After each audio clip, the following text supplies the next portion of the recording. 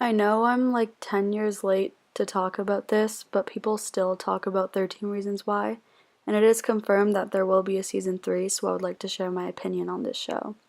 I know it's a very controversial subject, so I'm going to carefully choose my words to the best of my ability. My opinion is that I don't agree that 13 Reasons Why glorifies suicide. If anything, I think it does the complete opposite, and here's why. Firstly, Hannah's suicide scene was extremely difficult to watch. I know you might be thinking how that is supposed to back up my point, but please be patient. It was graphic and extremely sad, but it was made to be that way for a reason. I watched Beyond the Reasons after I watched the first season of the show and really tried to make sense of what the writer and producer of the show, Brian Yorkie, was saying. We did want it to be painful to watch because we wanted it to be very clear that there is nothing in any way worthwhile about suicide. I don't know, to me that seemed like a pretty legitimate explanation. I mean, what he said made a lot of sense, and I just don't think it glorifies suicide in that scene at all. Another point I wanted to add was that throughout the entire show, you see Hannah's parents feeling emptiness that their daughter had done this. I just don't understand how that would be romanticizing the act. Now, if you still didn't take into consideration the producer's explanation of the scene, I'm about to show you what glorifying suicide really looks like.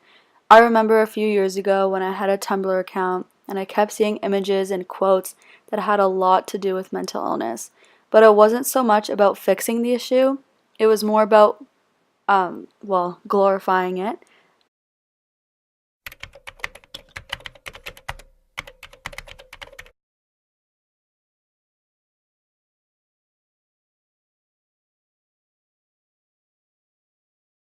There are literally thousands of examples I could show you on the internet about Tumblr glorifying suicide, but I'm only going to show you a few because they honestly shocked me. This one. I'm jealous of people with enough self-control to be anorexic. This is probably one of the most disheartening things I've ever heard in my life. It's basically wishing you had anorexia. Like, I just don't understand that. Why would you want it? I swear, I think I've seen this photo 5,000 times on Tumblr every single day while I've had it, and it's the saddest thing ever. Why are people reposting this? There is nothing angelic about suicide. It is sad, it is not beautiful, and I just don't know why people feel the need to repost it. I spent a lot of time analyzing the photos I found on the internet, and I've compared them to 13 Reasons Why. Besides the theme of mental illness, they are not similar at all and are actually the complete opposite of each other. These photos are literally praising mental illness. Depression, eating disorders, anxiety, they are not beautiful. They are illnesses. They are things that people struggle with on a day-to-day basis, and Tumblr is allowing people to romanticize it. Mental illness is not a trend, and Netflix is not doing this, so stop bashing it.